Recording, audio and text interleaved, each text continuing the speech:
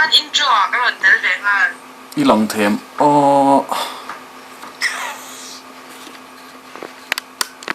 ka engal na chida mu them Scarlet Slayer cái chuyện pan i video quality chả thấy lúc tụi cái thin thấy lúc tụi cái tiền mình còn họ tiền là này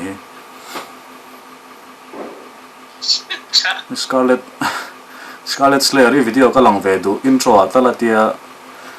alive lại còn lòng đó này Yummy thì luôn đấy. Yummy. Yummy. Zanner, thì luôn đấy.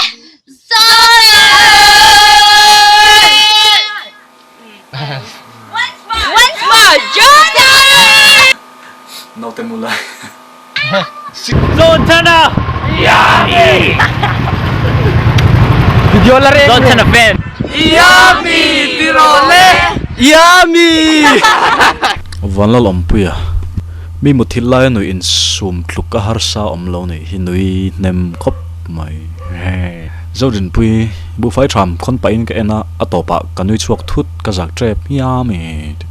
nang zo ka lom ya mi bu fai tham khon pa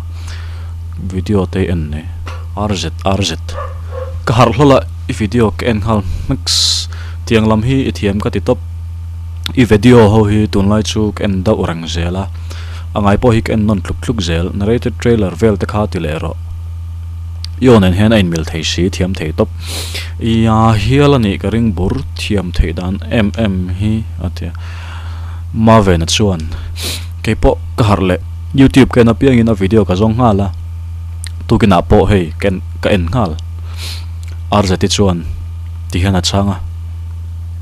tunlai chu ka ve top lom youtube lu min ti chak tu pakhat ani ve a mei chia ai ma hian mi pa ho po hian in lo du ve tho ni don hi mi pa pon mi lo du lom tur nge lom lo tur primrose ken du tri che o hin al sia a zoi boxi ken du thin si a zoi boxi ka huwa zong tak a vak ya mi trong ring ra tlai to trong rin vak kha atlak rot kimi io hi kangai zong ya mi ka o chau mai ngai zona sing thum pialam subscriber nei lo chuan youtube ik en to long yi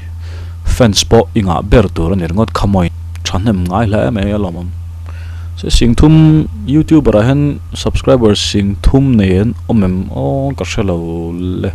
misol pa hen sing khat anea a sing ni le sang ro kanea jazz mar hen sing ni sang ni onea sing thum chu ya miso youtube en regu hi sing thum kan thling ang ngem poni se kalome rc ralt iva ave I art lo poisa lo mi I ami nang zo khai ami ron chukro nge bike te hai shal ringot ming rum pe to lo mi kluang te boss nang ma tang tun lai chu thil thalo tak ka zir tlat ka room ka ti fel pe la apoilo room te ma ni te pon lam fai vung si chungril nun fai si lo ni ai chuan pon lam han nokila bale chungril alo fai che lo ni pon ala zia te ka tia ngai zo la ya mi be chomon lo the ma se an ti zel te dang dai phian ia tak tak me kan chung koin ya mi kan ti deuh sek to maya ka du ya mi kha klep chapoli khi chu ka chin ve le ngei don khi men rei man om thin le mai kan nia kan mang na sam ma mang ti chu ka lau khop mai a moi a lang moi box si lo ya mi ti hi mak soi tang khanin zo na mai ni ma se longai thatu ta hian na moi lo ning ka ria om dan hi skin enge molai bi ka music man hi ain me thei khop mai I hi chiang na I tong zoi lek thin ani bak soi sel tur om lo mizo youtuber I original ber ka thil ti zong hi midang te copy na hlang ania chu ti chunga original me lo ti chu kalom khop mai kalam khap mang thai lut tuk lal romoi email tha ka ti email belated April Fool ha jantin kan lo chang rang zel ania I video thar hi video quality sound etc import ni se amu no mem vek zel mai kayami sound hi apoi ma bera chuwang chon microphone te kan leya chuan zanina lom thil lomom deuh chu kanu phone ka man ngai to lo vai devita ka thian pan I video te hi a thing thei lutuk a quality atia a camera Sony Alpha 77 Sony Alpha 77 ania chu mi rong ken sak top melo mangro mi ran tia chunga kalom em ani khuzia lal chani mi notification na ilo lan to hi chon lekha min ti zir thelo min pu kher so zir ma poni zir ngai chon lo ha a pui email le hoi her hian min ko the zol boy WhatsApp group siam te anga kan soyang zo sang zo la pachwa unlike anam huna milo ril ro unlike tu te mu dan tar ka ria a cracking kan common lo ve ke mani kha unlike tu kha ma pui yes e video ka mo ka shikhar rui por evek ye chave camping te bot saila thang chu tia rui te por evek te chon abi changte idai ka dol tuk che u jon ya me ai dai fam ki ma ka kalna pianga mi ka ti ka war pha kan lo war lu tuk nge thian te jinga te kha chona poi me lo ma ro chu bazar vela te ma mi jinga te khan kan ti na sal tuk chon kan at mel letling ma ka du che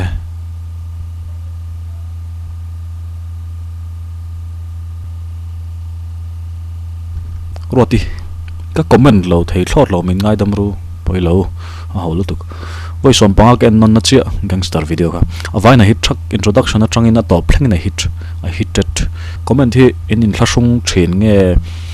ka hrelowa in thlasung na tur om mi lowa chan chu hetia video ka siam hi in lo hlim pui chuan keima hlim ve na tur chu in comment khania khatia ka chhiar khanin keima ka lo hlim ve ne chu tin video te miron thon ta khatiang ha keima ka lo hlim pui ve ta kanin ti hlim ton anga van nei sang en mind comment le phot ilar hona ilar ma ngai sang tu chawi minda poimo masar o te reng lar ve to ni chonin kan lo in theng hel ni pon sa thiamila kan sa thiam lo ni pon sa thiam tura ngai la ki in thlasung mai kan du che lo mai slogan I army engpon ni sevel zero engpo tila just bloom where you are planted and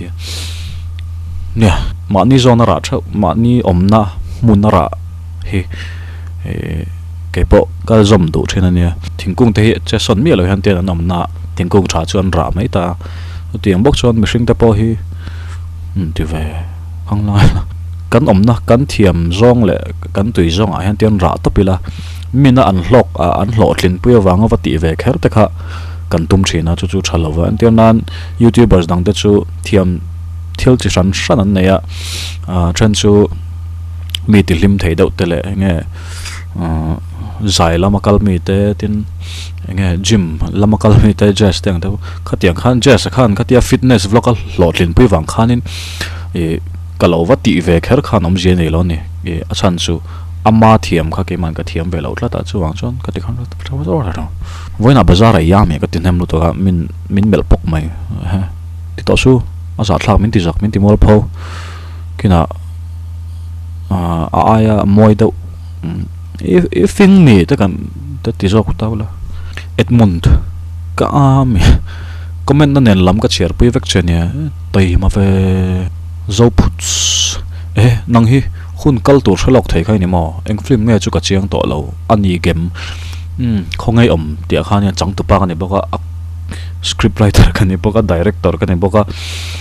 driver ka ni boka khatami kha ka ni toni ali zaklowe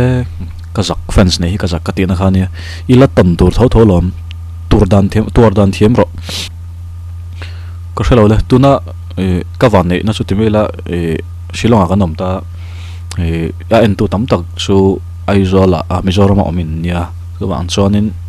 chu katan pana thain ka ria khola ya te min han mu la enge min han ko velon chonin ke chu ka buai vek dona chu wang chonin hetia kanom dan he tok view ni monte iami ka du vel vek yo po tel le zai to ro ni zana kan zai ga sente ional hi iti luyami I thon thubu chhiar ngai thlak chakom he lo chodan bul chu triau chaka la manga siam a kong zona hian kong hren ang dovin langovin ngote kher ang deuh hian an hruia chu tiang kor an hak chuan thereng chikhat hi an ang ta thina rempuya mizo youtuber a chuan nang tluka du hi ka nei lo tangzel ro mi pazing han ka tlanna zokin ka hria kareni YouTube video scan to zong zonga ka voi khat comment na valu ve comment lo thei lo tlat thei chu chan chu ka du in ka nui ati za thei em ani on lom em comment ma sab per inuna YouTube video comment ma saber ka lo dong chu ka lom khop me ka lom thei lut tuk baby like le comment pek hi ka na ni chon ke ma to a hian ka lo tang ve lu to ka comment like and viewers tam empty ka en zia sap po kan punge like klep kalom khop mai subscribers a hian thanem ngai do hin lo ma nge chungte phone lak saka chungte phone atang min lo subscribe te thian te phone atang min lo subscribe te andu lo chunga min lo follow tir te kha in oma kalom lut tu kania te zel ro engte ngatinge ma khan kalo en ngai lo che shana nge ti ka shel hene muski comment po share chok le thlap was time of ke po comment hi ka share chok vek zel nia e ka reply lo po ka share chok veka chan chu larsa piang kan ni lowa tiang ang kan thil ti te mina an lo notice an lo an ngai dan ten ron soi kha kan ta jon thil thar ani wangin ka share vek ka lom na bul puin ne mangai zoli I room le ka room in anna anok vele ke chu mi pa ka nia ya mi nulai ni kha ti fai trin ro discord ne heo e video nga khen jan tin ka phone ka check trin wa si bel pa thena re mang pb hriati mi poi sei lo mai ne lo min ti hlim hle mai ka subscribe et ngal le mi poi sei lo hi min ti ve ji ma se zo sap Facebook zo sap an ning ka hria ta kha chuanin a che zong ron comment tu khan tam hle a Facebook le YouTube hi am shing kan zia dang dang ka hria YouTube chu tlang puin kan fel Facebook chu e khatiang ang a che zonga ron comment ram ang chi trolls le fake account kha kan an tam zokin ka hria mi poi kan soi lo mo kan ti po hian kan lo soi tho zel mi poi nga do hinom thina kan om top te lo ngai thei lo em te kan hlim lo ngai thei lo te kelorin fel budget film budget movie han bo chai te khai ka cha khop mai noi thum vel han nei topila e film siam cha kom movie siam cha hi kanga antinan ramboi lai te tiang chi kha te ke indo bur ngilawin antinan mi pakhat nuna engtin nge kharam boy khan engtin nge anona ngonga nei tiang te nau pang pakhat nuna tangena mo khatiang de khan tin ma an lai le zual mizoina Burma tanga tia nge than tlang kanon kaya tihan run lui kanon kan lai khami in karvel kha siam film hen siam hi ka chaka om thei nge paisa chu om seng chon ka cha khop mai tin chu mai pe lama eta Mizoram chiao kan nuwa sailo lal te in do dan ka khotlang sim mar in do ti ba sang in violent lai te a thang lian ti ta thlek ka siam chak hom tu ka poisa hi lo ngai ne Mr. Thak Street I video hi kalo en ve nuala du ain iti jing mama ka ti kalo ngai ve dan chuan nga lel om deuh hlek ten ti ve la example car khata vai khatang te tu nai chuan locksino enting nge ka video upload masak pero kakan en lokanga YouTube hi sang ni som pakhat khan ka zoma omjia chu ka video masaber ka upload masak ber chu khun thaliam ma yan KTP Shillong branch music video khania sang ni som pania ka upload ania kami nu khanin khan zoi mong in thianin thil san ka upload a chuan in shave ka komina tang khan tiang hen karon ho tran tha car ni don an to em ka hrelo tian ni tin kala upload ta a chan chu speed kala tran ani ni tin ka upload a tikhan speed kala trana nakina chuanin a top hun ron om don ni khami ka ron mon hun omanga ni khat dana te ni dana te chuan car khat dana te khan tikhan ron ni chhoje langa chuwang chuan tuna ri chuanin hemi a momentum hi om ve photanga ya ne soi chu dik ka thiama antirnan toimoi an ming ta soi lo taila an ron full vakati khanin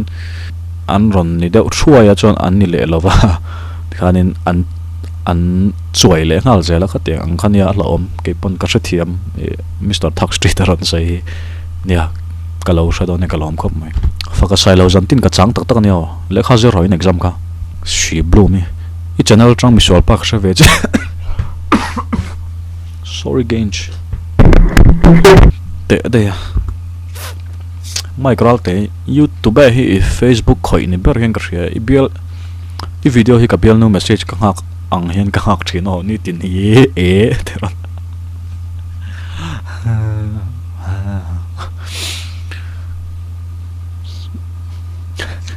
lom tur nge lom lo tur sia ta har mi pai na ti min ti chon kalom rolte arte me che youtuber ho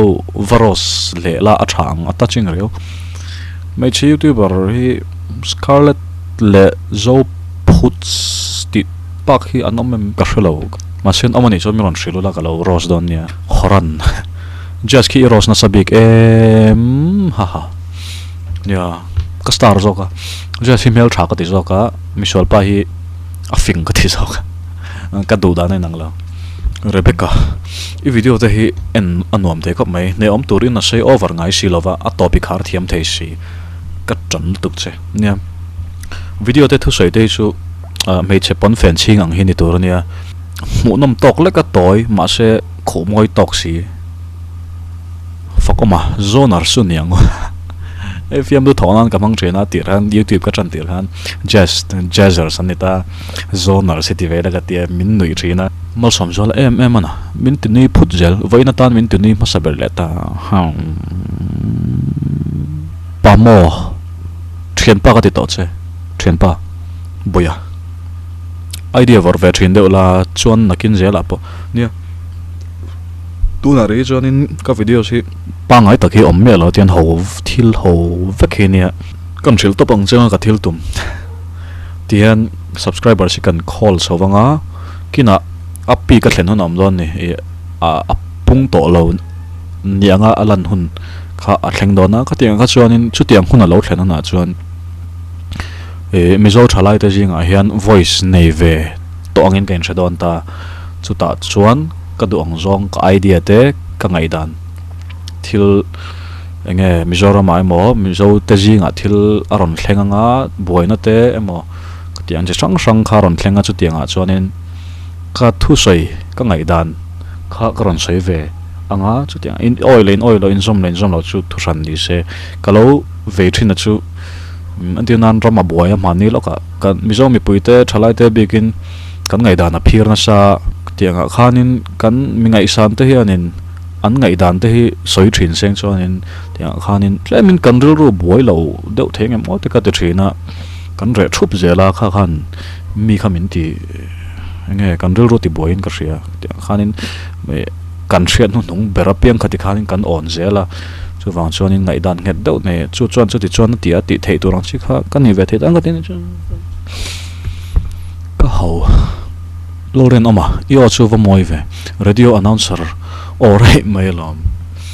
klang au nu te John Chhana he ka du a ka ngai na chiania ka sapaken kim vek zel boka ma se nang chu I tha an ni kha chu ti ang chi hi ban san deng nang chu I tha ani kha chu ti ang chi hi ban san deng John fans te hi chuan mi pakhat that na kan soi han pakhat jok that lo na soi kher zelain he de kom mai e ka comment section a midang YouTuber dangte aya min du zia emo ka that jok zia te iron so hen ka lom view rolling ka lo ip deuh thina chan chu an mu veng te ka lau thina khatiang kha chu khongai takin ti loila kan fak du kha chu fak topila e midang ne na tia wa khai khin kher lo kanin along viang in lo tang ni te ka share ka lo ma ra chu hei note sayang khan i karon lu youtuber karon youtuber ka sei to kha tia nga lu ve kha du lawa pathian rin lo pui ni dei le seri zawa kan mu lo ring sin le ha thale mai seri zawa cross zero khan entry ning karinga nya hei chu seri zawa te ho de an ro khidiang thing lu tuk in pian thar po karing lo mu na mi ti lo chuan en to ngai su an sapro en to so im hu na mi ti lo chuan ti han non sei sel to su idu zong ka subscribe la en la idu lo zong ka chu subscribe lo la en lo mai ro hetia ron sei sel tur ngot hian mi inun net pek man tur pai nei lo kho ma pio mi zo film tam tak ai amu nam jok dei toy te ni ma se lo ngom khop mai kha mi gangs of yami kha kan soi ho kan thian te nen ka thian te nen a series in idea kan nei chang kan siam zelang ha khami gang pani kha ya then thu tak do te then film thu do te ti khan in khami khang character ho mang khan kan la siam zelang chu kan ti kan en thalo la benjamin a kan no yana star hai re hai la dis mi lo pe dei ro Ini video shoot lai cái lai phiên này na đi chuan. In chua cái đàn tổ chỉ tổ khen cái hàng ngô mà, à tổ bà bọc cái tiền lệ đồ.